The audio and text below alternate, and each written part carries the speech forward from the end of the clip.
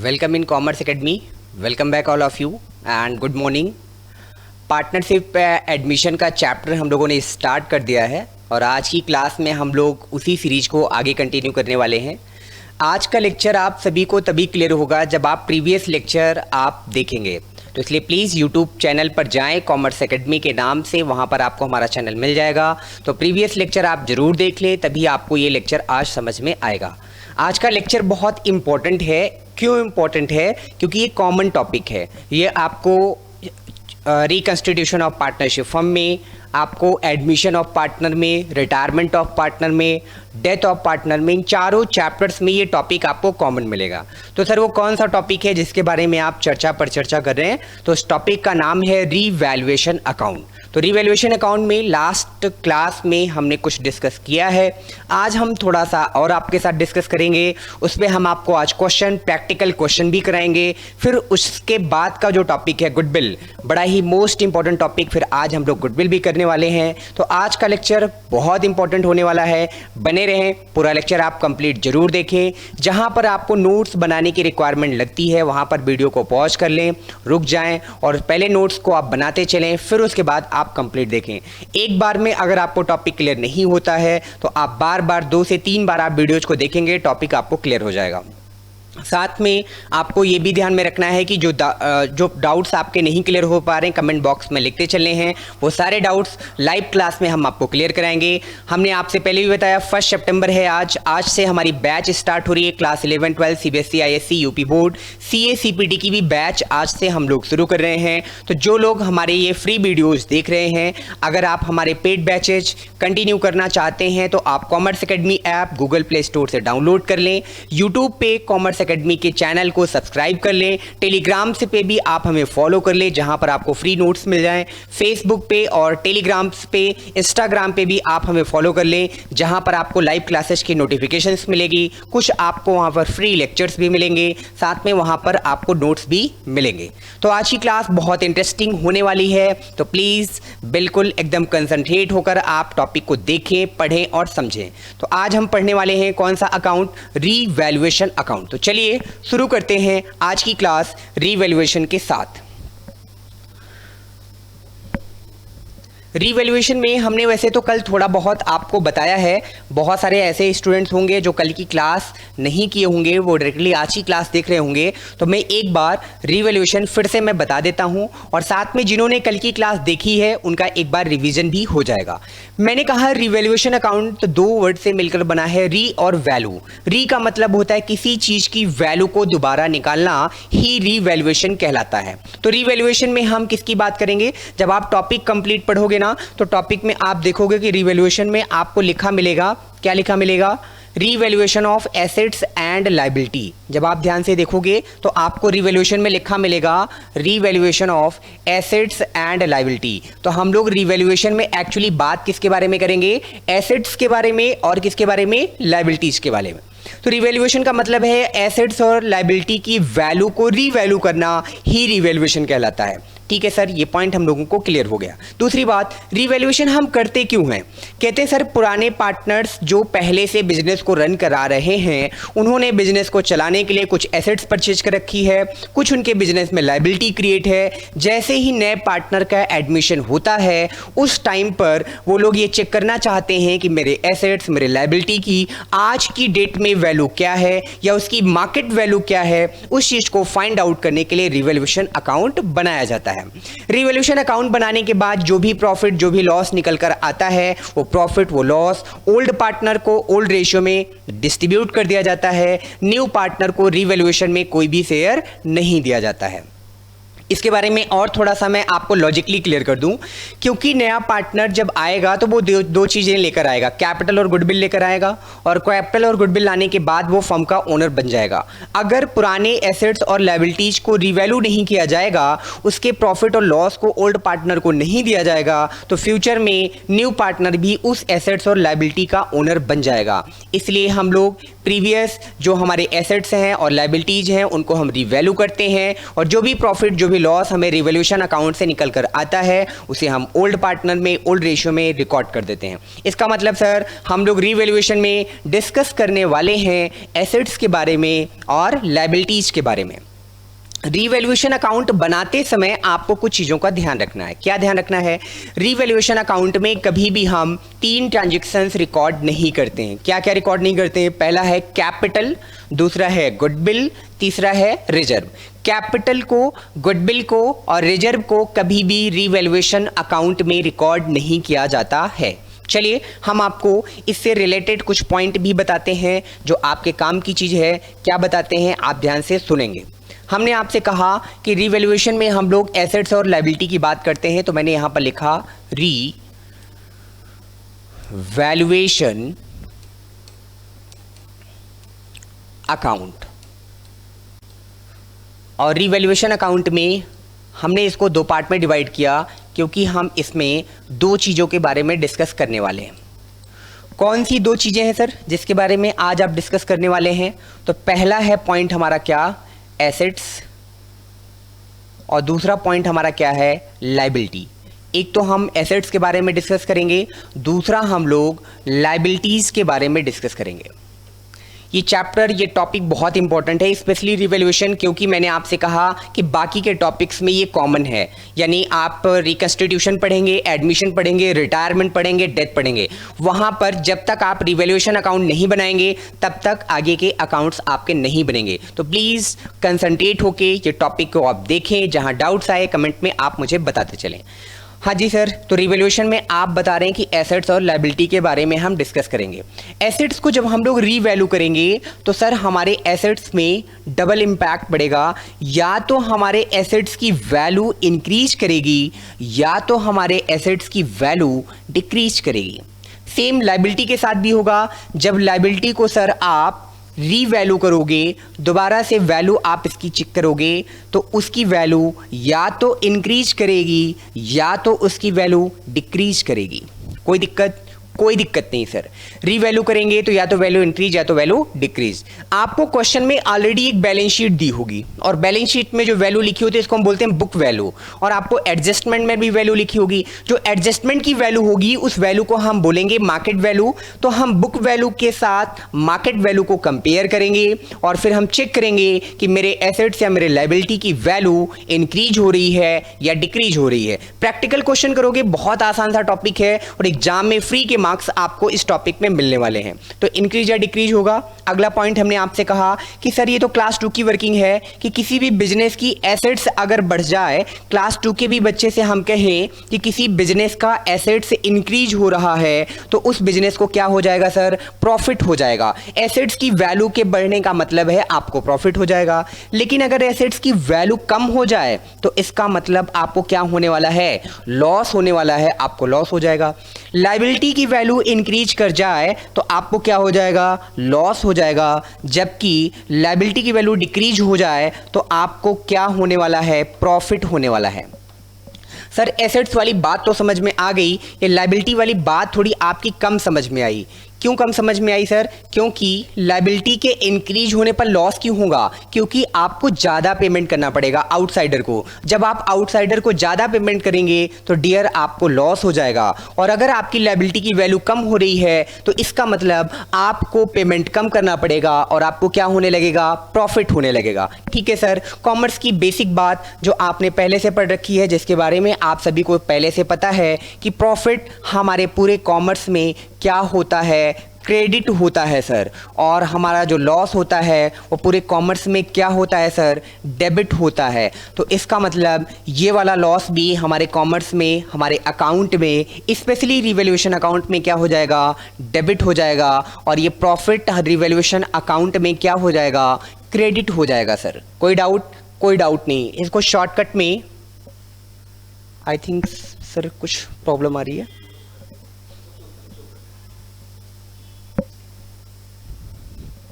चलिए, तो क्रेडिट को हम लोग शॉर्ट में और क्या लिखते हैं सर? इसको सर हम लोग CR भी लिख सकते हैं। डेबिट को शॉर्ट में क्या लिख सकते हैं? हम DR भी लिख सकते हैं। ये बात आपको पता है। यहाँ पे हम इसको DR लिख देंगे और यहाँ पर इसको हम लोग CR लिख देंगे। ठीक है सर, ये पॉइंट हम लोगों को क्लियर हो गया कि रिवोल्यूशन में एसेट्स और लायबिलिटी के बारे में हम लोग डील करने वाले हैं। एसेट्स या लायबिलिटी की वैल्यू या तो इंक्रीज होगी या तो डिक्रीज होगी। इंक्रीज होने पर एसेट्स के इंक्रीज होने पर प्रॉफिट होगा, डिक्रीज होने पर लॉस होगा। प्रॉफिट का क्रेडिट बैलेंस होता है, लॉस का डेबिट बैलेंस होता है। ये बेसिक कंसेप्ट आपने क्लास 11 में पढ़ा होगा। और लायबिलिटी की वैल्यू इंक्रीज होने पर लॉस होगा और डिक्रीज होने पर आपको प्रॉफिट हो जाएगा। कोई दिक्कत? सर कोई दिक्कत नहीं। फिर कहते हैं सर जब आप रिवोल्यूशन अकाउंट बनाइएगा और इन ट्रांजैक्शन को आप रिवोल्यूशन अकाउंट में दिखाइएगा तो आपके रिवोल्यूशन अकाउंट में या तो प्रॉफिट निकल कर आएगा या तो आपको क्या निकल कर आने वाला है? लॉस। कोई भी अकाउंट आप बनाओगे तो अकाउंट को जब आप बैलेंस करोगे या तो आपको प्रॉफिट मिलेगा या तो आपको क्या मिलेगा? लॉस। जो भी प्रॉफिट जो भी लॉस आपको मिलेगा उस प्रॉफिट उस लॉस को सर उस प्रॉफिट उस लॉस को हम लोग ओल्ड पार्टनर में ओल्ड रेशियो में डिस्ट्रीब्यूट कर देंगे।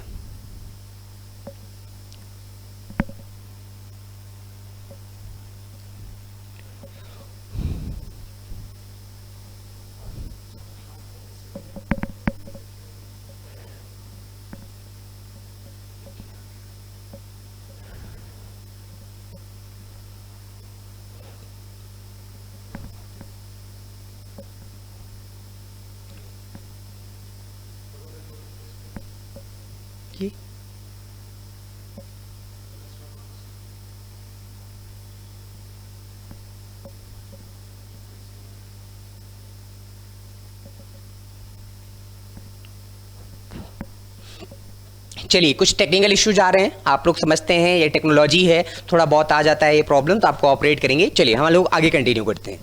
जब रिवोल्यूशन अकाउंट हम लोग बनाएंगे तो रिवोल्यूशन में या तो हमें प्रॉफिट मिलेगा या तो रिवोल्यूशन में अकाउंट में हमें क्या मिलेगा? लॉस मिलेगा। जो भी प्रॉफिट जो भी लॉस हमें मिलेगा वो प्रॉफिट लॉस हम लोग डिस्ट्रीब्यूट कर देंगे। किस में डिस्ट्रीब्यूट करेंगे सर? उसको हम लोग डिस्ट्रीब्यूट करने वाले हैं ओल्ड पार्टनर्स में। और ओल्ड पार्टनर्स में किस रेशियो में हम लोग डिस्ट्रीब्यूट करेंगे सर? ओल्ड रेशियो में डिस्ट्रीब्यूट कर देंगे। यानी सर रिवोल्यूशन अकाउंट बनाने से जो भी प्रॉफिट जो भी लॉस निकल कर आएगा वो हम ओल्ड पार्टनर में ओल्ड रेशियो में डिस्ट्रीब्यूट करेंगे। सर हमें पता कैसे चलेगा कि हमें प्रॉफिट हो रहा है कि हमें लॉस? पीएल प्रो में भी बताया कि क्रेडिट साइड का बैलेंस अगर आपका ज्यादा है, total of credit is more than total of debit, then balance is profit. When total of debit is more than total of credit, then balance is loss. Profit और loss which is arise from the revolution account transfer in old partners in old ratio. New partner को revaluation का कोई भी share नहीं दिया जाएगा। और revaluation account बनाते समय आपको यह ध्यान में रखना है कि कुछ चीजें आप रिवैल्यूएशन अकाउंट में कभी भी रिकॉर्ड नहीं करेंगे। वो कौन कौन से पॉइंट हैं जो आपके रिवैल्यूएशन में कभी भी रिकॉर्ड नहीं किए जाएंगे? तो सर रिवैल्यूएशन अकाउंट बनाते समय ना तो हम कैपिटल लिखेंगे, रिवैल्यूएशन अकाउंट बनाते समय हम कभी भी रिवैल्यूएशन के अंदर गुडविल का ट्रीटमेंट नहीं करेंगे, गुडविल को कभी भी रिकॉर्ड नहीं करेंगे। और रिवैल्यूएशन बनाते समय हम कभी रिजर्व को भी रिवैल्यूएशन के अंदर रिकॉर्ड नहीं करेंगे। ये 3 पॉइंट कभी भी रिवैल्यूएशन में नहीं आएगा। आपको ये तीनों पॉइंट क्लियर होना चाहिए। ये कौन कौन से 3 पॉइंट हैं मैं थोड़ा और जूम कर देता हूं ताकि आपको ये क्लियर हो जाए। कैपिटल, गुडविल और रिजर्व, इनको कभी भी रिवैल्यूएशन अकाउंट में रिकॉर्ड नहीं किया जाएगा। कैपिटल, गुडविल और रिजर्व कभी भी रिवैल्यूएशन अकाउंट में रिकॉर्ड नहीं किया जाएगा। जब आप रिवैल्यूएशन अकाउंट बना रहे होंगे तो रिवैल्यूएशन में इन 3 ट्रांजैक्शंस को कभी भी रिकॉर्ड नहीं करेंगे।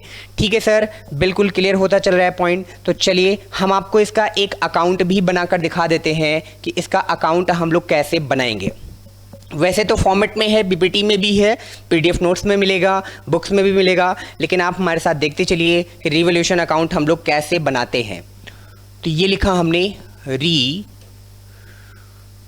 रिवैल्यूएशन अकाउंट, और हमने बताया भी था कि अकाउंटिंग में पार्टनरशिप में सबसे पहले हम लोगों को रिवैल्यूएशन बनाना पड़ता है, फिर पार्टनर्स कैपिटल अकाउंट बनाना पड़ता है, फिर हमें बैलेंस शीट बनानी पड़ती है। तो ये हो गया हमारा रिवैल्यूएशन अकाउंट का फॉर्मेट।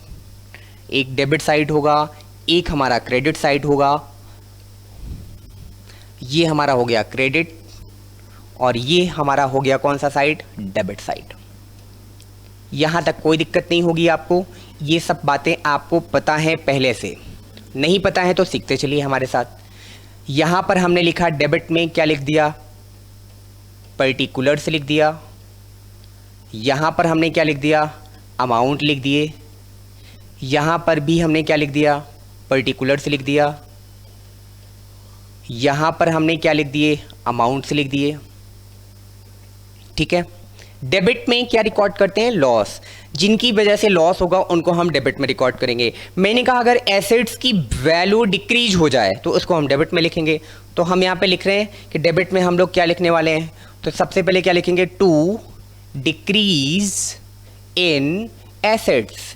एसेट्स की वैल्यू अगर हमारी डिक्रीज कर जाए तो उसकी वैल्यू को रिवैल्यूएशन अकाउंट के डेबिट में लिखा जाएगा। क्यों लिखा जाएगा, क्योंकि डेबिट में हम होने वाले लॉस को रिकॉर्ड करते हैं, क्रेडिट में हम लोग होने वाली इनकम्स को रिकॉर्ड करते हैं। तो सर वेरी सिंपल है, ये बात हम लोगों को पहले से भी पता है। दूसरा हमने कहा लायबिलिटी की वैल्यू इंक्रीज हो जाए तब भी लॉस होता है। तो इसका मतलब अगर हमारे क्वेश्चन में कह रहा है कि लायबिलिटी इंक्रीज, तो to increase in the value of liability, in the value of liability, तो सर उसको भी हम लोग लॉस मानते हुए रिवैल्यूएशन अकाउंट के डेबिट में रिकॉर्ड करेंगे, क्योंकि लायबिलिटी के बढ़ने का मतलब लॉस होगा, आपको पेमेंट ज़्यादा करना पड़ेगा। ठीक है सर, नो प्रॉब्लम। क्रेडिट में आ जाते हैं कि क्रेडिट में हम लोग क्या क्या रिकॉर्ड करने वाले हैं। तो क्रेडिट में हम लोग रिकॉर्ड करने वाले हैं बाई जस्ट अपोजिट। जैसे डिक्रीज इन एसेट्स आपका लॉस दे रहा था, इंक्रीज इन एसेट्स आपके लिए क्या कर देगा, प्रॉफिट। तो बाई इंक्रीज इन एसेट्स या increase in the value of assets, assets की वैल्यू जैसे इंक्रीज करेगी आपको प्रॉफिट हो जाएगा, आप क्रेडिट कर देंगे। Point number second, by decrease in value of liability. Liability की वैल्यू अगर आपकी डिक्रीज कर जाए तब भी आपको प्रॉफिट हो जाएगा, उस प्रॉफिट को भी आप क्या कर देंगे, क्रेडिट कर देंगे। ठीक है सर। अब दो पॉइंट आपको और बताने चल रहा हूं मैं जो बहुत इंपॉर्टेंट है, अनरिकॉर्डेड एसेट्स और अनरिकॉर्डेड लायबिलिटी। अगर आपके क्वेश्चन में अनरिकॉर्डेड एसेट्स मिल जाए तो अनरिकॉर्डेड एसेट्स आपके बिजनेस का प्रॉफिट होता है, उसको तुरंत हम लोग क्रेडिट में रिकॉर्ड करेंगे। तो बाई अनरिकॉर्डेड एसेट्स, आपसे क्वेश्चन बताएगा अनरिकॉर्डेड एसेट्स के बारे में कि सर हमें 2000 रुपये की इनकम हुई, अक्रूड इनकम हुई, उस इनकम को हम लोग रिकॉर्ड करना भूल गए थे, उसी को हम लोग अनरिकॉर्डेड एसेट्स कहते हैं। और अनरिकॉर्डेड लायबिलिटी मिलती है तो हमारे लिए लॉस हो जाएगा, तो उसको हम डेबिट में लिखेंगे। तो टू अनरिकॉर्डेड लायबिलिटी, यहाँ पर हम लोग अनरिकॉर्डेड लायबिलिटी यहाँ पर लिख देंगे, तो ये हमारे लिए अनरिकॉर्डेड लायबिलिटी हो जाएगी, लॉस हो जाएगा।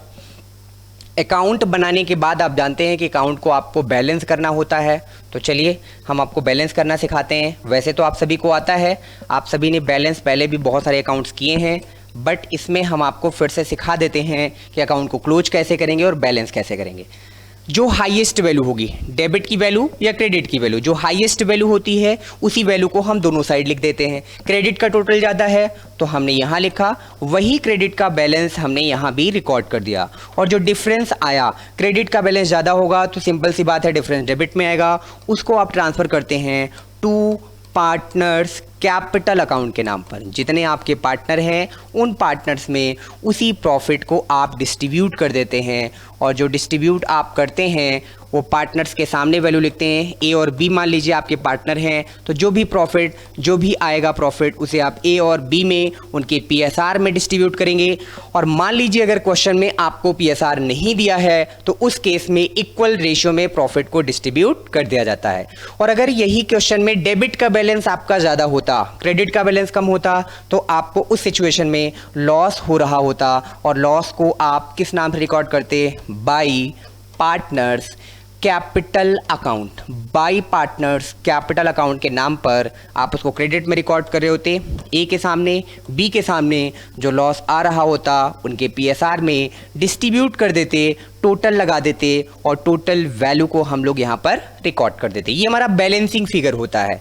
अगर क्रेडिट में हमारा बैलेंस आ रहा है तो इसका मतलब हमें लॉस हो रहा है, और अगर हमें डेबिट में बैलेंस आ रहा है तो इसका मतलब हमें प्रॉफिट हो रहा है रीवैल्यूएशन से। रीवैल्यूएशन बनाते समय कैपिटल, गुडविल और रिजर्व कभी भी रिकॉर्ड नहीं होगा। रीवैल्यूएशन के प्रॉफिट को ओल्ड पार्टनर में ओल्ड रेशियो में डिस्ट्रीब्यूट किया जाएगा। न्यू पार्टनर को रीवैल्यूएशन का कोई भी शेयर नहीं दिया जाएगा। आइए एक प्रैक्टिकल क्वेश्चन के साथ हम लोग चलते हैं और समझते हैं कि कैसे इसके क्वेश्चन हम लोग करेंगे। तो एक प्रैक्टिकल क्वेश्चन हम लोग देखते हैं। इसमें जैसे पहला क्वेश्चन आपका लिखा हुआ है कि pass general entry to record following transaction on the admission of new partner. हाँ, आपसे रिवोल्यूशन की जनरल एंट्री भी पूछेगा। मैं आपको लेजर सिखा दूंगा, आपको एंट्री आ जाएगी। ये देखिए लेजर से एंट्री कैसे बनती है वो भी मैं आपको सिखा देता हूँ।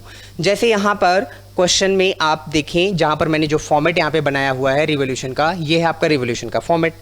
अब जैसे यहाँ पे लिखा हुआ है to decrease in the assets, ठीक है, तो to decrease in the assets लिखा हुआ है। तो यहाँ पर हम आपको इसके बारे में बताते हैं। हाँ, to decrease in the value of assets. जैसे आपसे क्वेश्चन की एक बैलेंस शीट दी हुई है, पहला मैं एक एग्जांपल के थ्रू आपको समझाने का प्रयास कर रहा हूँ और आपको समझ में भी आएगा। ये आपकी होती है बैलेंस शीट, और बैलेंस शीट में एक स्टैक्ड बना रहा हूँ, यानी कंप्लीट बैलेंस शीट नहीं बना रहा हूँ। ये बैलेंस शीट में आप इस साइड क्या रिकॉर्ड करते हो सर? इस साइड हम लोग लायबिलिटी रिकॉर्ड करते हैं और इस साइड हम लोग अमाउंट लिखते हैं यहाँ पर, फिर यहाँ पर हम लोग एसेट्स लिखते हैं और एसेट्स के बाद हम लोग यहाँ पर अमाउंट लिखते हैं, राइट।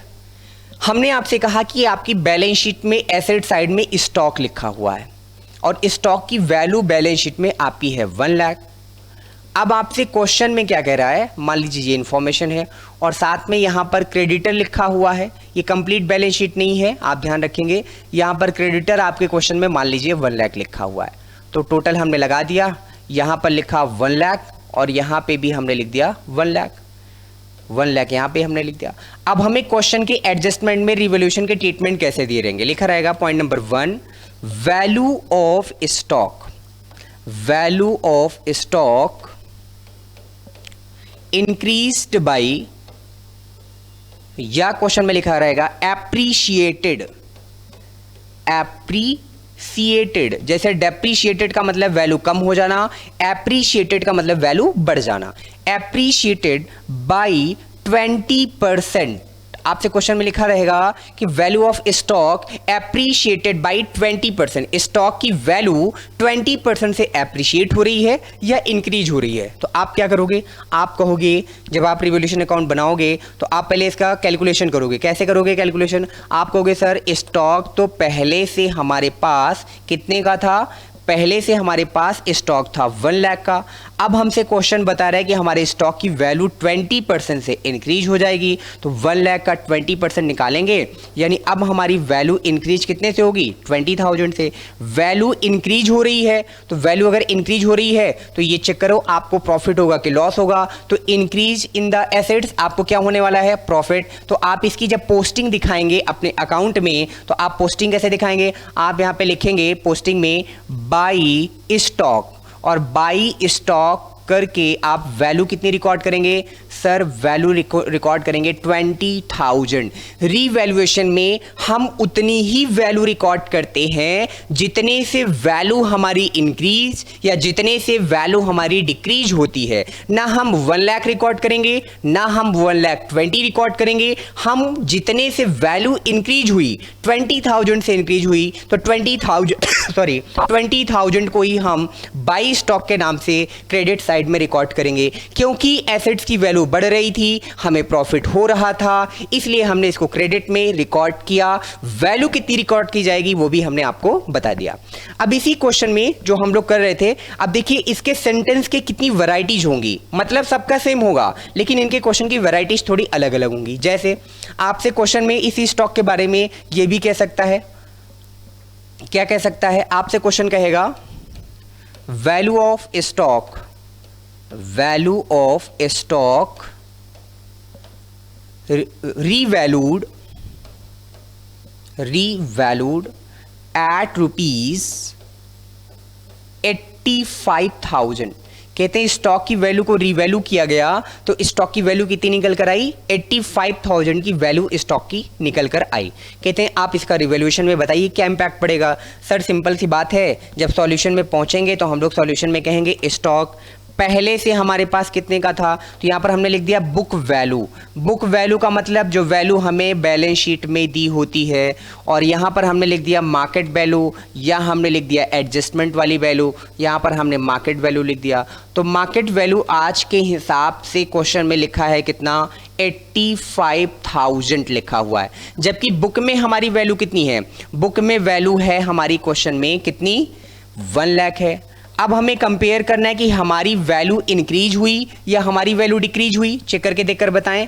सर बहुत सिंपल है, इतनी सिंपल बात पूछेंगे तो हम लोग तो ज़रूर आपको बताएंगे कि सर अगर हम 1 लाख से 80,000 को कंपेयर करें तो हमें ये दिख रहा है कि हमारी वैल्यू 15,000 से डिक्रीज हो रही है, 15,000 से हमारी वैल्यू डिक्रीज हो रही है। जब आपकी वैल्यू डिक्रीज हो रही है तो एसेट्स है स्टॉक, तो डिक्रीज होने पर आपको क्या हो रहा है, लॉस हो रहा है। लॉस हो रहा है तो इसको आपको रिवैल्यूएशन में कहाँ रिकॉर्ड करना है, डेबिट में। और जब डेबिट में आप रिकॉर्ड करेंगे तो कैसे रिकॉर्ड करेंगे, ये देखिए आप अकाउंट में चेक कर लीजिए। तो यहाँ पर आप डेबिट में रिकॉर्ड कर रहे होते, क्या लिख रहे होते, टू स्टॉक, और टू स्टॉक लिखकर आप वैल्यू कितनी लिख रहे होते, 15,000, 15,000 रुपए।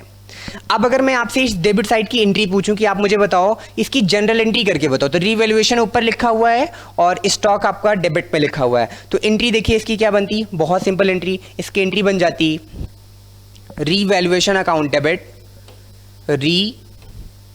Revaluation account debit to stock account, to stock account. और अमाउंट कितना लिखा जाता, 15,000, और यहाँ भी 15,000 आपका ये अमाउंट लिख दिया जाता। कोई दिक्कत, मैं वापस आ जाता हूँ पेज पे, 15,000 15,000। अगर सर आप क्रेडिट वाली एंट्री बताइए क्या लिखते, तो क्रेडिट में देखिए क्या एंट्री थी, क्रेडिट में था आपका स्टॉक। आप क्रेडिट वाली अगर आपको एंट्री लिखनी है तो क्रेडिट वाली एंट्री आपकी ये हो जाती।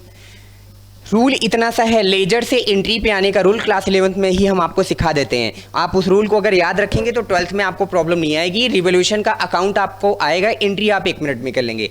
एग्जाम में जनरल एंट्री पूछने का ट्रेंड बहुत बढ़ गया है, एंट्री बहुत पूछी जा रही है, तो एंट्री को आप बिल्कुल अवॉइड नहीं करेंगे, एंट्री को आप सीखते चलेंगे और करते भी चलेंगे। तो क्या एंट्री होगी स्टॉक की, क्रेडिट वाले की एंट्री, सर उसकी एंट्री बन जाएगी stock account debit, stock account debit to बन जाएगा रीवैल्यूएशन अकाउंट। इसका मतलब सर ये हो गया कि जो हमारे रीवैल्यूएशन के क्रेडिट में जाएगा एंट्री करते समय वो डेबिट हो जाएगा, और जो हमारे रिवॉल्यूशन के डेबिट में जाएगा एंट्री करते समय वो क्या हो जाएगा, क्रेडिट में। और अपोजिट में कौन रहेगा, रीवैल्यूएशन अकाउंट।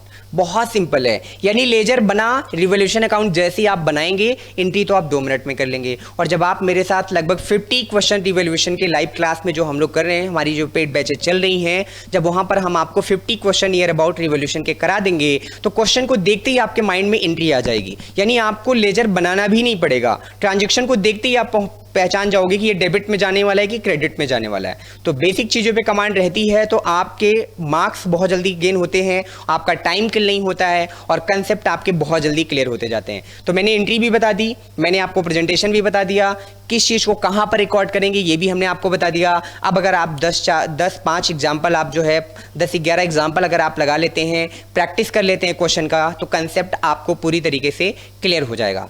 अब इसमें एक कंसेप्ट और है, ओवर वैल्यूड अंडर वैल्यूड का, वो बहुत पूछा जाता है, वो भी मैं आपको बताता चलता हूं।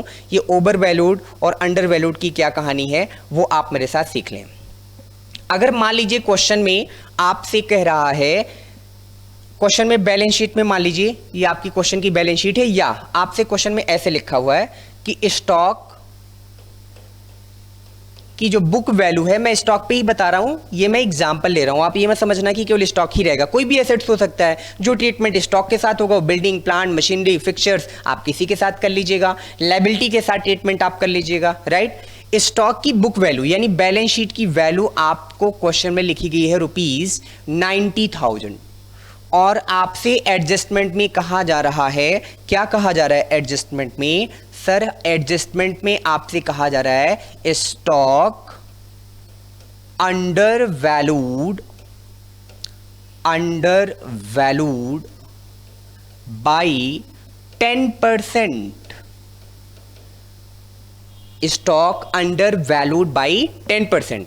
जब भी लिखा होगा ये पास्ट टेंस में लिखा होगा, अंडर वैल्यूड लिखा होगा, यानी इसकी वैल्यू को 10% से अंडर वैल्यू कर दिया गया है, कम लगाया गया है, यानी ये एक प्रकार की आपकी मिस्टेक है, एरर है।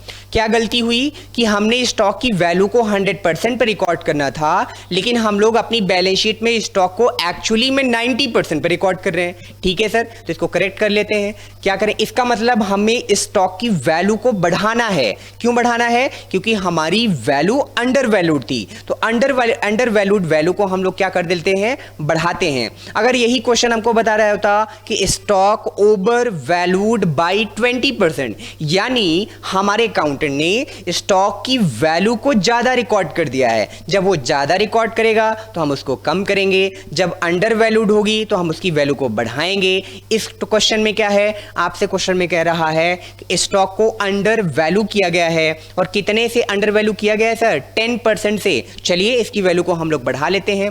इसका मतलब हमारी बैलेंस शीट में जो वैल्यू लिखी गई है ना, वो 90% के इक्वल है। इसका मतलब हम इसका सॉल्यूशन में क्या लिखेंगे, इसका निकालेंगे 90,000 अपॉन 90, अंडर वैल्यूड में 100 माइनस रेट कर देते हैं, जो हमारा रेट क्वेश्चन में दिया होगा। क्यों कह रहे हैं? अंडर वैल्यूड है वैल्यू, यानी ये वैल्यू 90% के इक्विवेलेंट है। इनटू, अगर आपको टोटल चाहिए तो 100 से मल्टीप्लाई कर दो, और आपको केवल वैल्यू चाहिए कि कितने से आपको बढ़ाना है तो आप रेट से मल्टीप्लाई कर दो 10%। तो सर सिंपल है, 90,000 को अगर हम लोग 90 से डिवाइड करें और 10 से हम लोग मल्टीप्लाई करें तो 0 से 0 कैंसिल, 9 से 9 कैंसिल, 1 आ जाएगा, और आपकी वैल्यू निकल कर आएगी कितनी? 10,000। यानी स्टॉक की वैल्यू को 10,000 से बढ़ाना है। और स्टॉक आपके बिजनेस का एक एसेट्स होता है। जब स्टॉक को आप 10,000 से बढ़ाएंगे तो स्टॉक एसेट्स होने की वजह से मैं यहाँ पे लिख रहा हूँ, स्टॉक बिजनेस का एक एसेट्स है और इसकी वैल्यू को इंक्रीज करना है। जब वैल्यू को हम इंक्रीज करेंगे तो हमें क्या होने वाला है? प्रॉफिट होने वाला है। और प्रॉफिट को हम लोग रीवैल्यूएशन अकाउंट में कहाँ रिकॉर्ड करते हैं? क्रेडिट में। और क्रेडिट में कितने से रिकॉर्ड करेंगे? तो सर 10,000 से रिकॉर्ड करेंगे। ये होगा स्टॉक के अंडर वैल्यूड का पूरा ट्रीटमेंट। ठीक है सर, कोई दिक्कत नहीं। अब इसी में मैं एक आपको ओवर वैल्यूड भी सिखा देता हूं। मैंने इस बार एसेट्स चेंज कर दिया और मैंने एसेट्स ले लिया मशीनरी, क्योंकि आप लोग कहेंगे कि सर आपको स्टॉक बहुत भाग गया है, काफ़ी देर से आप स्टॉक की ही बात कर रहे हैं। मैंने कहा मशीनरी, क्वेश्चन में लिखा है मशीनरी, और इसकी बुक वैल्यू आपको क्वेश्चन बता रही है। बुक वैल्यू का मतलब value given in balance sheet. Machinery की बुक वैल्यू आपको क्वेश्चन बता रहा है कि है इसकी बुक वैल्यू 1,20,000। 1,20,000 इसकी वैल्यू है। 1,20,000 नहीं, 1,10,000 ले लेते हैं। 1,10,000 ठीक है। 1,10,000 की हमने इसकी वैल्यू ले ली। अब आपको एडजस्टमेंट में बताया गया, क्या बताया गया एडजस्टमेंट में? The value of machinery, value of machinery over valued, कितने से ओवर वैल्यूड हो रही है? Over valued by 10%। आपके मशीनरी की वैल्यू 10% से ओवर वैल्यू हो रही है। तो सर ओवर वैल्यू हो रही है तो आइए इसका ट्रीटमेंट देख लेते हैं। क्या करेंगे? अंडर वैल्यूड में तो रेट माइनस कर रहे थे, ओवर वैल्यूड में हम लोग क्या करने वाले हैं वो भी हम लोग देख लेते हैं। तो सर लिखेंगे यहाँ पर सॉल्यूशन, और सॉल्यूशन में लिखेंगे मशीनरी और इसकी वैल्यू कितनी है? वैल्यू है 1,10,000। ओवर वैल्यूड होगा, यानी इसकी वैल्यू को हमने ज़्यादा रिकॉर्ड कर दी है। ओवर वैल्यू का मतलब वैल्यू ज़्यादा रिकॉर्ड कर दी है, वैल्यू को हमें कम करना है। तो हम लोग यहाँ पर क्या करने वाले हैं? 100 प्लस रेट कर देंगे, और 100 प्लस रेट इनटू रेट कर देंगे अगर हमें ये फाइंड आउट करना है कि कितने से वैल्यू हमने ज़्यादा रिकॉर्ड की है। तो यहाँ पर 1,10,000 अपॉन क्या हो जाएगा? 100 प्लस आपका 10 हो जाएगा, इंटू आपका 10 होगा। इसको आप सॉल्व करेंगे तो 1,10,000 अपॉन 110 इंटू 10 हो जाएगा। और जब आप इसको सॉल्व करेंगे तो कितना आएगा सर, अमाउंट निकल कर आएगा 10,000। अब वैल्यू ओवर वैल्यूड थी तो इसका ट्रीटमेंट क्या करेंगे, ट्रीटमेंट भी आप देख लीजिए मेरे साथ। सर इसका ट्रीटमेंट करने वाले हैं ये कि हमारी वैल्यू को ओवर वैल्यू किया गया था। एसेट्स कौन सी थी सर, मशीनरी थी। मशीनरी को क्या किया गया था, ओवर वैल्यूड किया गया था। ओवर वैल्यूड किया गया था, इसका मतलब इसकी वैल्यू को हम लोग आज क्या करेंगे, डिक्रीज कर देंगे। डिक्रीज करेंगे तो हमें क्या होने वाला है सर, लॉस होने वाला है। लॉस को हम कहाँ पर रिकॉर्ड करते हैं रिवोल्यूशन में सर, डेबिट में रिकॉर्ड करते हैं। और अमाउंट कितना लिखा जाएगा लॉस का, तो लॉस का अमाउंट कितना लिखा जाएगा 10,000। ये रिवोल्यूशन के बड़े इंपॉर्टेंट टॉपिक हैं जहां पर आपको प्रॉब्लम आएगी। और मैंने आपसे कहा एडमिशन, रिटायरमेंट, डेथ और रिकंस्टिट्यूशन, इन चारों चैप्टर में ये कॉमन है। जब आप 12th पास आउट होकर बीकॉम में जाएंगे, बीकॉम ऑनर्स या बीबीए करेंगे, फिर से आप पार्टनरशिप पढ़ेंगे, फिर से ये टॉपिक आपको मिलेगा और फिर भी आपको वहाँ पर ये टॉपिक में कन्फ्यूजन आएगी। एक बार अच्छे से बेसिक से अगर आप सीखते चलेंगे तो फिर आपको दोबारा इन सब टॉपिक्स में कहीं भी प्रॉब्लम नहीं आएगी। चलिए आगे चलते हैं। अब आपको हम एक लायबिलिटी का भी बता देते हैं, क्योंकि थोड़ा सा लायबिलिटी में कुछ चेंज होता है। क्या चेंज होता है हम आपको बताते चलते हैं। बहुत सिंपल सी बात है लायबिलिटी की भी। तो हम लोग क्रेडिटर ले लेते हैं। मान लीजिए हमारे क्रेडिटर की वैल्यू क्वेश्चन में दी हुई है। यहाँ पर हमने लायबिलिटी के बारे में अब डिस्कस करना शुरू कर दिया। हमें क्वेश्चन में क्रेडिटर दिया हुआ है और क्रेडिटर्स के बारे में क्वेश्चन हमसे ये बता रहा है कि क्रेडिटर्स की जो बुक वैल्यू है, वो क्रेडिटर्स की बुक वैल्यू हम लोगों को दी हुई है ₹70,000। कितना दिया है, 70,000 यानी 70,000 रुपीज़। क्वेश्चन हमसे ये कह रहा है क्रेडिटर के बारे में एडजस्टमेंट में, value of creditors, value of creditors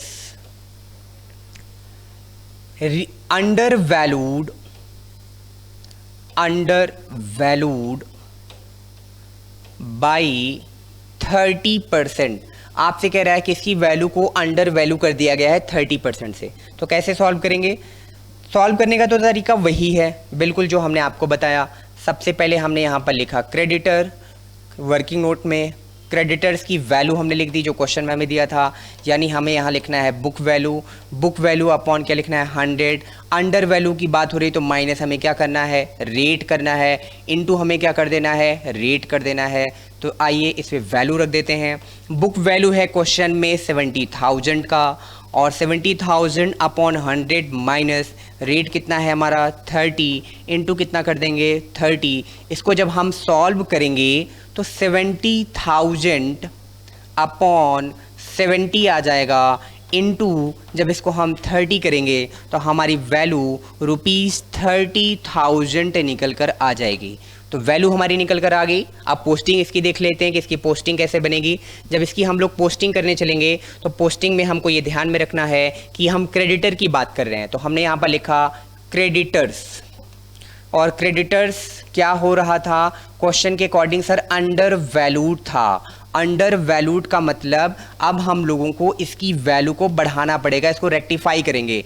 जब क्रेडिटर को हम लोग इंक्रीज करेंगे तो इंक्रीज करने पर बिजनेस में क्रेडिटर हमारा एक लायबिलिटी है, हमें क्या होने लगेगा, लॉस। लॉस का कैसा बैलेंस होता है सर, लॉस का तो डेबिट बैलेंस होता है। तो रिवोल्यूशन के डेबिट साइड में हम लोग कितना अमाउंट रिकॉर्ड करेंगे, 30,000 रिकॉर्ड करेंगे।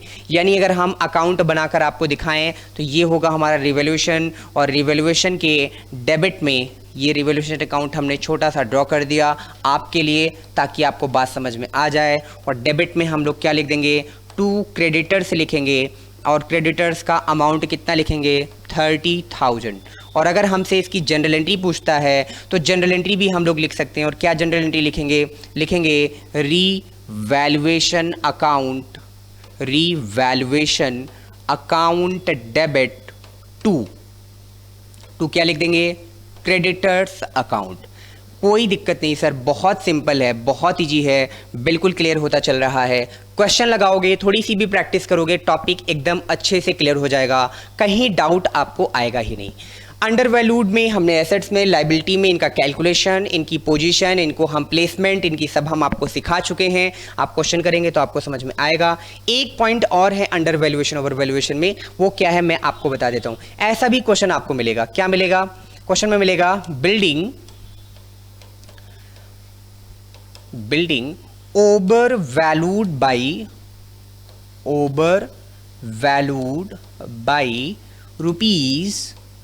₹20,000। तो सर यहाँ पर रेट नहीं दिया है तो हम लोगों को कुछ नहीं करना है, डायरेक्टली हमको बता रहा है कि हमारे बिल्डिंग की वैल्यू को ओवर वैल्यू किया गया, कितने से, 20 से। तो सर क्या करेंगे, कुछ भी कैलकुलेशन इसमें है ही नहीं, इसमें वैल्यू आपको डायरेक्टली वैल्यू पता है। जब रेट दिया होता है तब आप प्लस माइनस करते हो, आप वहाँ पर ओवर वैल्यूड में रेट में प्लस होता है, रेट 100 में रेट प्लस होता है, अंडर वैल्यूड में 100 में रेट माइनस होता है। लेकिन अगर आपको डायरेक्टली रेट ना दिया हो, परसेंटेज ना दिया हो, आपको वैल्यू दी हो, वहाँ पर आपको कोई कैलकुलेशन नहीं करना है क्योंकि आपको ऑलरेडी वैल्यू पता है। ठीक है सर, फिर हम लोग क्या करेंगे, हम यहाँ पर आपको बताते चल रहे हैं, ये क्वेश्चन करते करते आपको बिल्कुल क्लियर हो जाएगा कि सर बिल्डिंग तो हमारे बिजनेस का फिक्स्ड एसेट्स होता है, और फिक्स्ड एसेट्स का मतलब ये है कि ये एसेट्स हो गया और ये ओवर वैल्यूड था, तो इसका मतलब हमें इसको डिक्रीज करना है। डिक्रीज करेंगे तो सर हम लोगों को हो जाएगा क्या, लॉस। और लॉस को हम लोग क्या करते हैं सर, डेबिट करते हैं। इसका मतलब हम लोग अपने रिवैल्यूएशन में कितने से लॉस को रिकॉर्ड करेंगे सर, 20,000 से रिवैल्यूएशन के डेबिट में रिकॉर्ड करेंगे। और अगर एंट्री पास करनी हो तो एंट्री क्या पास करेंगे, एंट्री पास करेंगे हम लोग रिवैल्यूएशन अकाउंट डेबिट टू, क्या लिखेंगे हम लोग, बिल्डिंग अकाउंट लिखेंगे। उम्मीद करते हैं आपको ये सारे पॉइंट्स क्लियर हो रहे होंगे, कहीं पर आपको कोई दिक्कत नहीं आ रही होगी। क्लियर है point, under value over value क्या चीज़ें हैं, मैंने आपको सारी बातें बता दी। अभी हम क्वेश्चन पे दोबारा आएंगे, लेकिन क्वेश्चन पे आने के पहले हम आपको कुछ और इंपॉर्टेंट एक पॉइंट बताते हैं। कौन सा, वो पूरे रिवैल्यूएशन का बड़ा ही मोस्ट इंपॉर्टेंट पॉइंट है, वो है आपका बैड डेट्स। ये है आपका बैड डेट्स। क्लास 11th में इसकी डिटेल पढ़ाते हैं कि हम लोग जो सेल करते हैं वो सेल हम लोग दो तरीके से करते हैं। कौन कौन सी सेल करते हैं, या तो हम कैश में सेल करेंगे, या तो हम किस में सेल करते हैं, क्रेडिट में सेल करते हैं। जो कैश में सेल करते हैं उसकी रिकवरी हमारी 100% हो जाती है, बैड डेट्स के कोई चांसेस नहीं है। जब हम क्रेडिट में सेल करते हैं तो हमारे पास जिस पार्टी को हम क्रेडिट में सेल करते हैं वो पार्टी हमारे लिए कहलाती है डेटर, उसको हम डेटर्स बोलते हैं, उस पार्टी को जिसको हम लोग क्रेडिट में सेल करते हैं। डेटर्स दो तरीके का होता है, या तो वो बैड डेटर होगा या तो वो गुड डेटर होगा। बैड डेटर या गुड डेटर का सर कैसे पता चलेगा, अगर उसने टाइम पर पेमेंट कर दिया तो टाइम पर पेमेंट करने का मतलब है कि वो हमारा गुड डेटर है, और अगर उसने टाइम पर पेमेंट कमिटमेंट पूरा नहीं किया, टाइम पर पेमेंट नहीं किया या पेमेंट करने से ही मना कर दिया तो हमारे लिए क्या कहलाता है, बैड डेटर। और इसी बैड डेटर का नामकरण किया गया शॉर्टकट में, और क्या नामकरण किया गया सर, इसको कहा गया बैड डेट्स, इसी को बोला गया क्या, बैड डेट्स। तो यही बैड डेट्स जो क्लास 11th में आप पढ़कर आए हैं उसी का थोड़ा सा एप्लीकेशन है क्लास 12th में। क्या एप्लीकेशन है वो हम लोग सीखते हैं। तो कुछ बातें पहले क्लास 11th वाली आपको रिमाइंड करा देते हैं। सर ये बैड डेट्स होता है, फिर बैड डेट्स का प्रोविजन हमसे कभी कभी निकालने के लिए कहता था, जिसको हम लोग न्यू प्रोविजन बोलते थे। तो न्यू बैड डेट्स या फर्दर प्रोविजन बोलते थे। तो न्यू बैड डेट्स प्रोविजन का फॉर्मूला हमारा होता था, क्या फॉर्मूला होता था, न्यू बैड डेट्स प्रोविजन का फॉर्मूला होता था डेटर्स, इसको बुक डेट्स भी कहा जाता है, debtors minus new bad dates. अगर क्वेश्चन में आपको न्यू बैड डेट्स या फर्दर बैड डेट्स दिया होता था तो new bad dates into rate upon 100, into rate upon 100, तो जो कुछ भी मिलता था वो आपका बैड डेट्स प्रोविजन हो जाता था। क्लास 11th में आपने पढ़ा, 12th में इसका एप्लीकेशन है, इसलिए ये फॉर्मूला हम आपको पढ़ाते चल रहे हैं। फिर आपको एक पॉइंट और मिलता था, क्या मिलता था, डिस्काउंट ऑन डेटर का पॉइंट। चलिए वो भी बता देते हैं।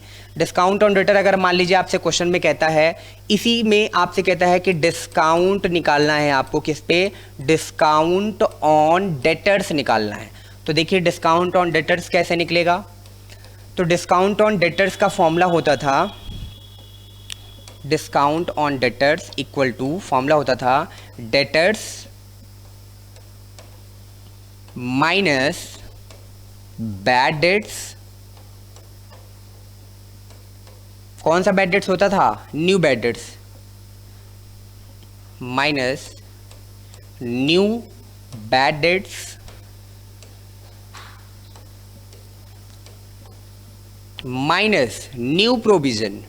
फिर उसमें से हम न्यू प्रोविज़न भी माइनस करते थे। फिर हमें क्वेश्चन में डिस्काउंट का एक रेट दिया होता था, उस रेट से हम लोग मल्टीप्लाई कर देते थे, यानी रेट अपॉन 100 लिखते थे।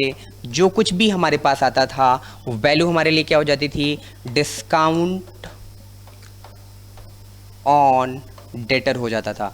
डिस्काउंट ऑन डेटर हम सभी के लिए हमेशा हमेशा एक लॉस है, क्योंकि जो पैसा हमें मिलना था उस पर हमने डिस्काउंट दे दिया, उतना पैसा हमें कम मिलेगा। और जो डिस्काउंट ऑन डेटर होगा, लॉस होगा, उसे हमेशा हमेशा रीवैल्यूएशन अकाउंट के डेबिट में रिकॉर्ड किया जाएगा। रीवैल्यूएशन अकाउंट के डेबिट में रिकॉर्ड किया जाएगा, ये पॉइंट आपको याद रखना है। तो मैंने आपको क्या बताया? New bad dates, new provision कैसे निकालते हैं। न्यू बैड डेट्स तो हमेशा क्वेश्चन में दिया होता है। न्यू बैड डेट्स का दूसरा नाम फर्दर बैड डेट्स भी है।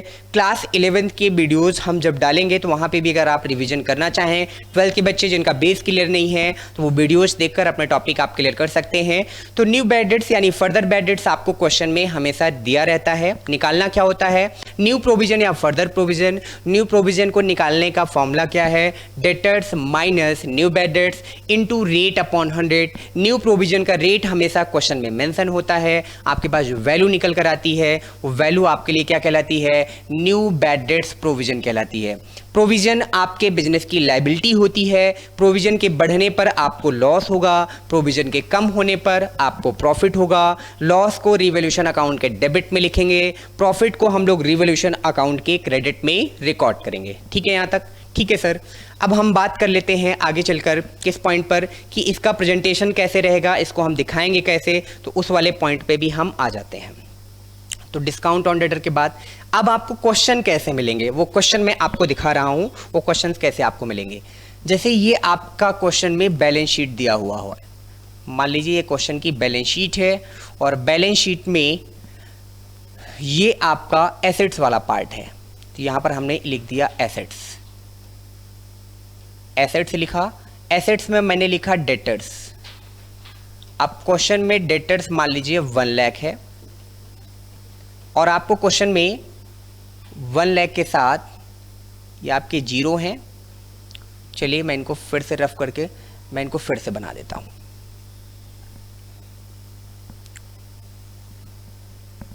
तो मैंने आपसे कहा ये आपकी है बैलेंस शीट।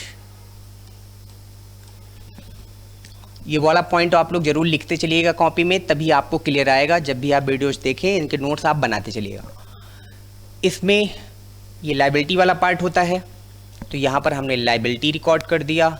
ये हमारा अमाउंट होता है, ये हमारा एसेट्स होता है और एसेट्स के साथ ये हमारा अमाउंट का कॉलम होता है। ठीक है सर, कोई दिक्कत नहीं, यहाँ तक पॉइंट बिल्कुल क्लियर है।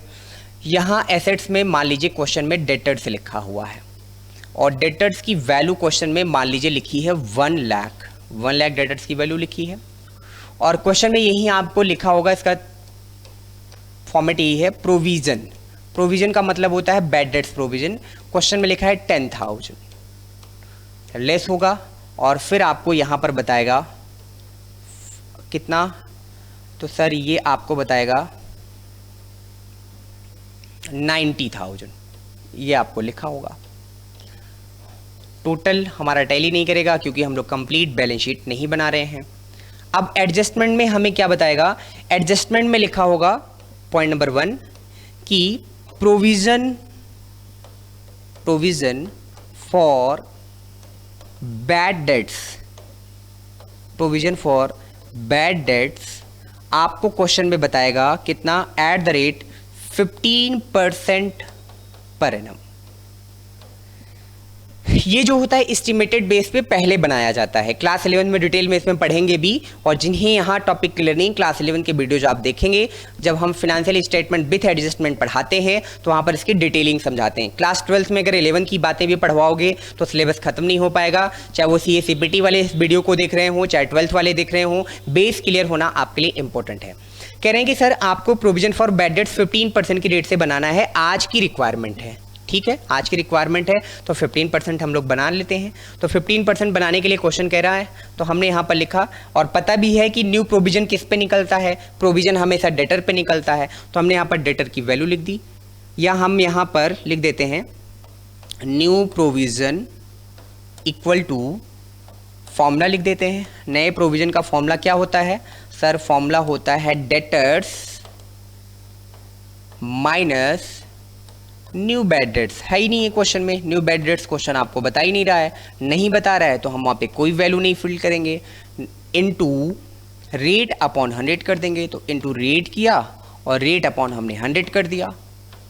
ठीक है सर, तो डेटर क्वेश्चन में कितना सर 90 लेंगे कि 1 लाख लेंगे? ऑलवेज 1 लाख, प्रोविजन के माइनस होने के पहले की वैल्यू, यानी 1 लाख लिया जाएगा। प्रोविजन के माइनस होने की पहले जो वैल्यू दी है 1 लाख, उसी पे कैलकुलेशन होगा। ध्यान रखना है 90,000 पे कोई कैलकुलेशन नहीं होगा। तो सर इसका मतलब ये है कि 1 लाख का 15% हम लोगों को चाहिए, तो 1 लाख का 15% हम लोगों ने निकाला तो हमारा जो अमाउंट निकल कर आया वो अमाउंट कितना निकल कर आया? 15,000 का प्रोविज़न आज की डेट में हम लोगों को बनाना है।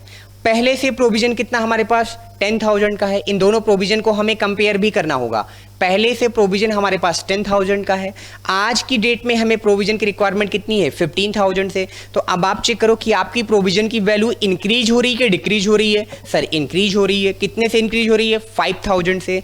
कैसे इंक्रीज हो रही है? क्योंकि सर पहले हमारे पास प्रोविज़न दिया हुआ था 10,000 का, आज की डेट में हमें प्रोविज़न बनाना है कितने का? 15,000 का। इसका मतलब प्रोविज़न जिसको हम एक लाइबिलिटी कहते हैं, वो लाइबिलिटी हमारी 5,000 से बढ़ रही है, और जब लाइबिलिटी 5,000 से बढ़ती है तो हमारे लिए लॉस हो जाता है, और लॉस को रीवैल्यूएशन अकाउंट में हम लोग डेबिट साइड में रिकॉर्ड करते हैं। तो फिर ये 5,000 हमारे रीवैल्यूएशन के डेबिट में रिकॉर्ड होगा। जब फाइनल बैलेंस शीट बनाएंगे तो फाइनल बैलेंस शीट में 1 लाख माइनस उसमें से 15,000 करेंगे। 10 पहले से बना हुआ था, 5,000 हम लोगों ने अभी नया प्रोविजन बनाया, तो जो नया प्रोविजन बनाया 10 + 5 टोटल 15, 1 लाख माइनस 15, यहाँ पर 85,000 का डेटर बैलेंस शीट में हम लोग रिकॉर्ड करेंगे।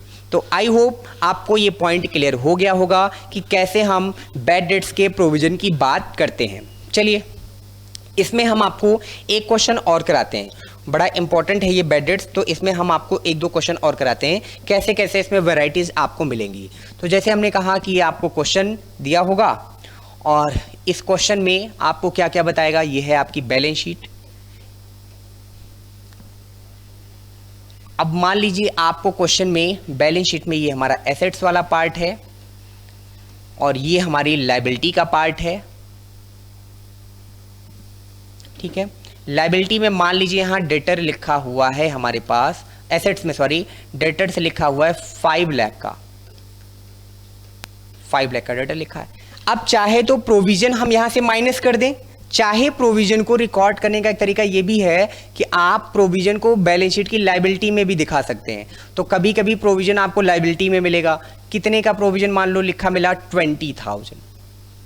20,000 का प्रोविजन आपका लायबिलिटी में लिखा हुआ है। आप चाहते तो इसको यहाँ भी लिख सकते थे, लायबिलिटी में ना दिखा के आप एसेट्स में ला के माइनस कर दो, चाहे उसको आप लायबिलिटी में दिखा दो, ट्रीटमेंट सेम रहेगा। ये 5 लाख की वैल्यू है, सर ये 5 लाख तो लग ही नहीं रहा है, 5 लाख नहीं लग रहा है, तो चलिए इसको 5 लाख पहले बना देते हैं। तो ये मैंने लिखा 5 लाख, ठीक है सर, हाँ जी सर अब क्लियर है, अब ये 5 लाख लग रहा है और समझ में भी आ रहा है। चलिए अब आपको एडजस्टमेंट में क्या क्या दे रहा है, एडजस्टमेंट के पॉइंट देखिए ध्यान से। पहला पॉइंट लिखा है न्यू बैड डेट्स, क्वेश्चन में है हमारे न्यू बैड डेट्स, क्वेश्चन में हमारे पास दिए हुए हैं सर हैं 5,000 के, ओके।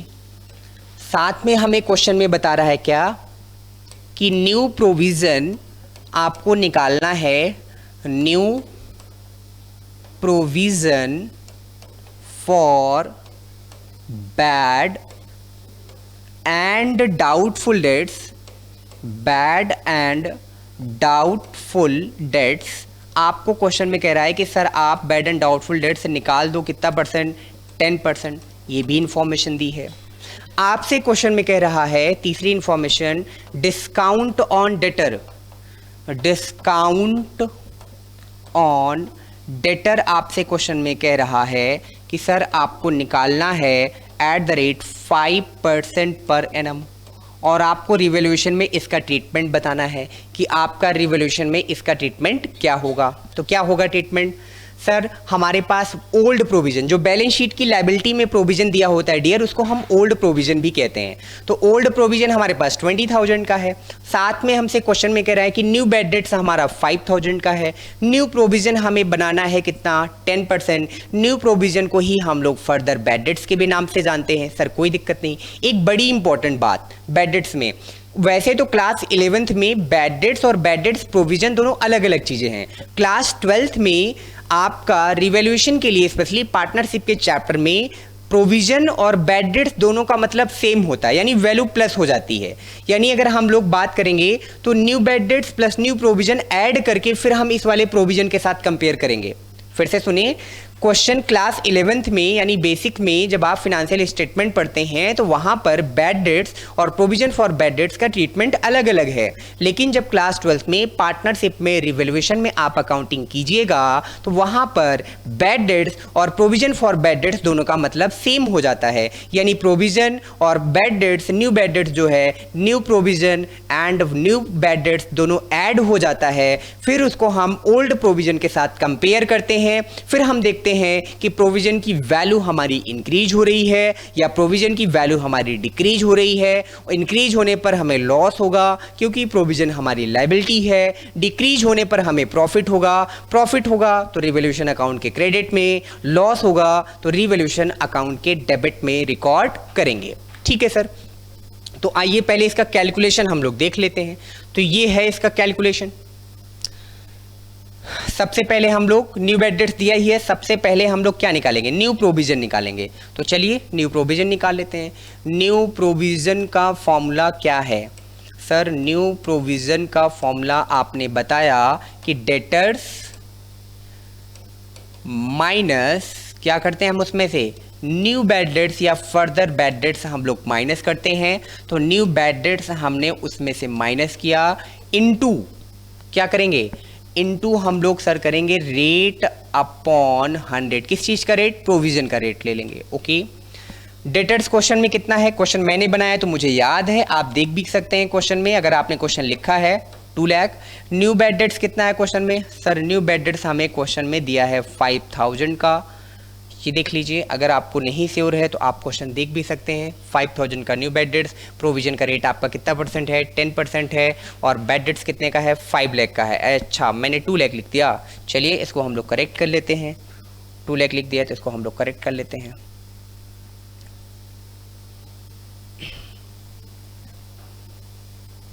ठीक है, तो सर यहाँ पर आपको लिखना है 5 लाख डेटर लिख दिया हमने, माइनस करना है न्यू बैड डेट्स कितने का? क्वेश्चन में है 5,000। रेट कितना परसेंट है सर? 10% है, तो 10/100 कर दिया। सर कोई दिक्कत नहीं सर, वेरी गुड। 4,95,000 ये आया। अब 4,95,000 का कितना परसेंट निकाल दें? 10% निकालना है सर, निकाल दिया 10%। तो कितना आएगा बताओ? 0 से 0 कैंसिल, 4,950। 4,950 का हमारे पास प्रोविजन आ गया। कोई दिक्कत नहीं सर। अब ये चेक कर लो कि टोटल प्रोविजन और टोटल बैड डेट्स है कितना। तो new bad dates, new bad dates plus new provision, total कितना हो गया? तो sir new bad dates plus new provision total हमारा आया कितना? 5,000 ये था, प्लस 4,950 ये हो गया।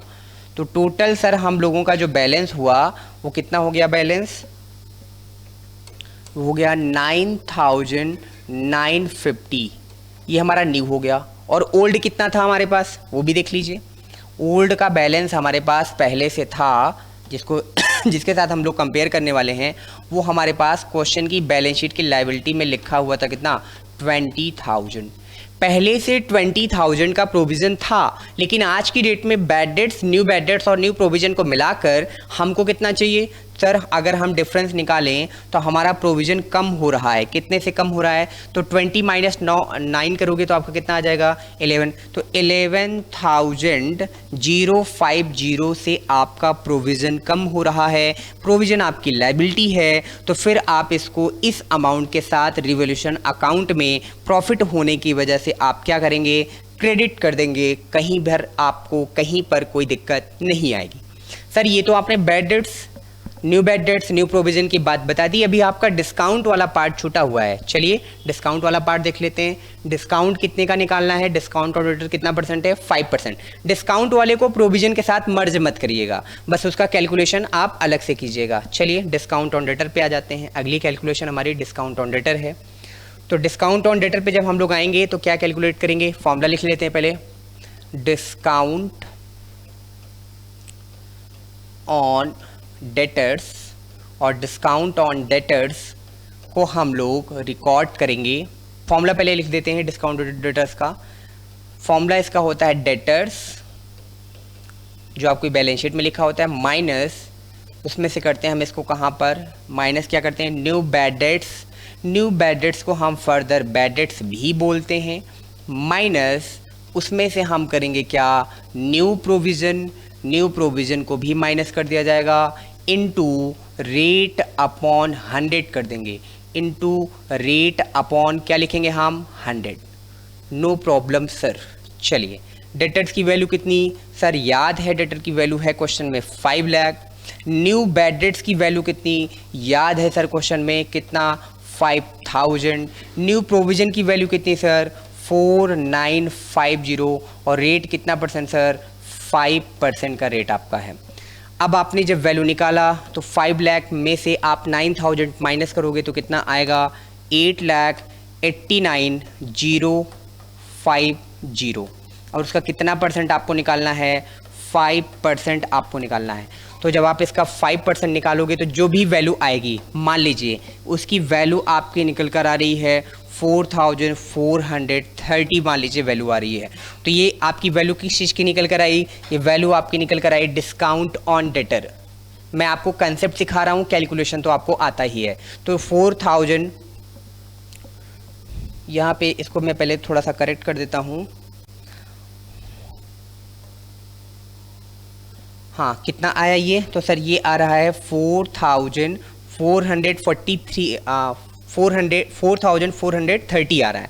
ये जो डिस्काउंट ऑन डेटर आ रहा है, हमने आपको बताया हमेशा क्या होता है, लॉस होता है। इस लॉस को हम लोग क्या करने वाले हैं, डेबिट करने वाले हैं। किस अकाउंट में डेबिट करने वाले हैं? तो सर रीवैल्यूएशन अकाउंट में इस लॉस को हम लोग डेबिट करने वाले हैं। कोई डाउट, कोई दिक्कत सर? कोई दिक्कत, कोई डाउट नहीं है।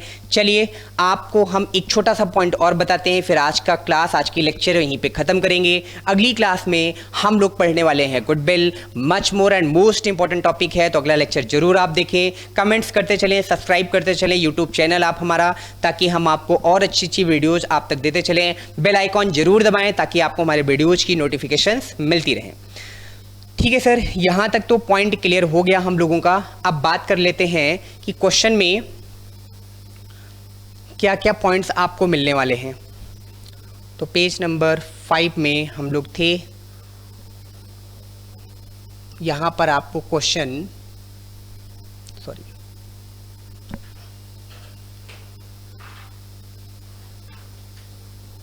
तो पेज नंबर 6, पेज नंबर 7, हाँ जी सर कहाँ चला गया वो क्वेश्चन? आइए देखते हैं क्वेश्चन। ये मिल गया क्वेश्चन। अब इसमें एक छोटा सा पॉइंट और आपको डेटर से रिलेटेड 2 पॉइंट बड़े इंपॉर्टेंट बता देते हैं, ताकि यहीं पर रिवोल्यूशन पूरी तरीके से खत्म हो जाए। और रिवोल्यूशन जब खत्म हो जाएगा तो फिर आपकी केवल प्रैक्टिस बचेगी, और केवल आपको प्रैक्टिस करते चलना है। और जैसे जैसे आप प्रैक्टिस करते चलोगे कंसेप्ट आपका क्लियर होता चलेगा। ठीक है डियर्स, इसमें आपको एक पॉइंट आपको मिलेगा, कौन सा, ये वाला पॉइंट मिलेगा, पॉइंट नंबर 5। क्या लिखा है, अ debtor whose dues ₹40,000 was written off as bad debts last year paid ₹30,000 in full settlement.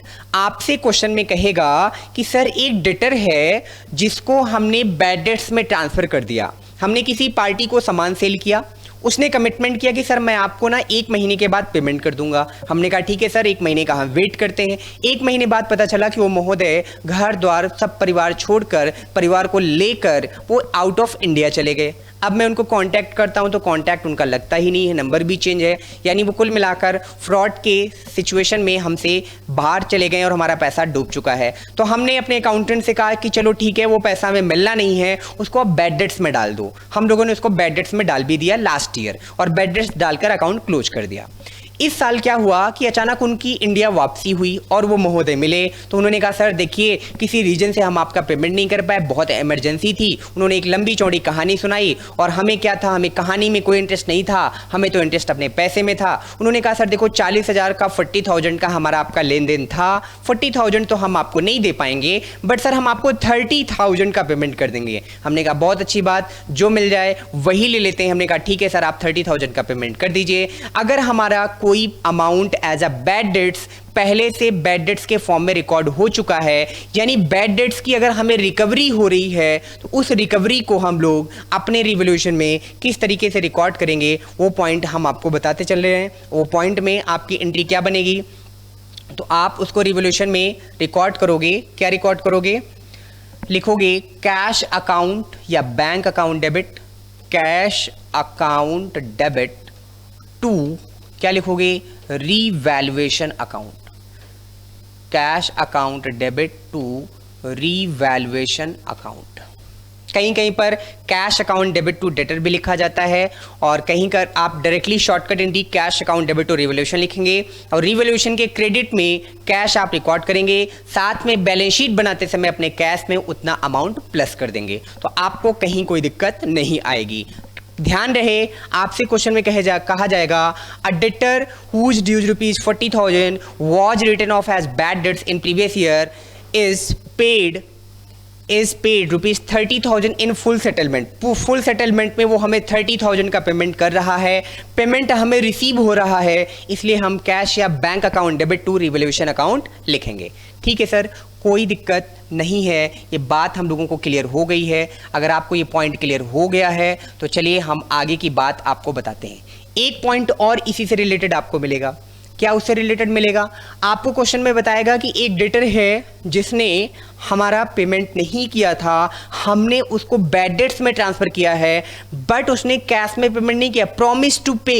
वो लिखेगा, वो बोलेगा कि सर जो आपका पिछला बकाया है जो मैं आपको नहीं दे पाया था, मैं प्रॉमिस करता हूं कि मैं वो आपको पेमेंट करूंगा। यानी कैश में पैसा मिला नहीं है, हमें प्रॉमिस किया जा रहा है। जब वो हमें प्रॉमिस टू पे करेगा तो हमारी एंट्री क्या बनेगी, हम लोग लिखेंगे debtors account debit, debtors account debit to revaluation account. यानी जैसे ही हमारा वो डेटर प्रॉमिस करेगा कि सर हम आपका पेमेंट कर देंगे, पूरी कहानी हम आपको सुना देते हैं 1 मिनट में, कि हमने जिस बंदे को 40,000 का सेल किया था वो बंदा आउट ऑफ इंडिया चला गया, हमने उसको बैड डेट्स में डालकर अकाउंट क्लोज कर दिया। 1 साल बाद वो बंदा आता है और कहता है कि सर वो जो आपका पैसा बकाया है ना सर, वो पैसा मैं आपको ज़रूर दूंगा, लेकिन मैं 40,000 देने की कंडीशन में नहीं हूँ, मैं आपको 30,000 दूंगा, और सर मैं तुरंत नगद आपको नहीं दे पाऊंगा, मैं प्रॉमिस करता हूँ कि मैं आपको जल्द से जल्द पेमेंट कर दूंगा। जब वो प्रॉमिस करेगा तो हम debtor account debit to revaluation, यानी पैसे मिलने की उम्मीद जैसे ही हमारी जगेगी हम डेटर्स को डेबिट कर लेंगे, यानी इतना पैसा हमें मिलना है, तो डेटर अकाउंट डेबिट हो जाएगा। और to revaluation, debtor account debit का मतलब हम अपने डेटर्स को बढ़ा देंगे, और जब भी डेटर्स को बढ़ाएंगे तो प्रोविजन निकालते समय, डिस्काउंट ऑन डेटर निकालते समय जितने से ये डेटर बढ़ा रहेगा उसको बैलेंस शीट वाले डेटर में पहले प्लस करेंगे, फिर उसके ऊपर हम न्यू प्रोविजन या डिस्काउंट ऑन डेटर निकालेंगे। इसलिए ये टॉपिक थोड़ा सा टेक्निकल हो जाता है, इंपॉर्टेंट हो जाता है। अगली क्लास में इसमें हम लोग प्रैक्टिकल क्वेश्चन भी देखेंगे, तो हमारे साथ बने रहें अगली क्लास में। आज की क्लास यहीं तक। प्रैक्टिस करें, रिविजन्स करें, कमेंट्स करते चले जो टॉपिक आपको क्लियर नहीं होता है। अगला टॉपिक हमारा गुडविल का भी होगा, much more and most important. तो आज की क्लास हम लोग यहीं पर रखते हैं, बाकी बातें हम लोग नेक्स्ट क्लास में करेंगे। Thank you.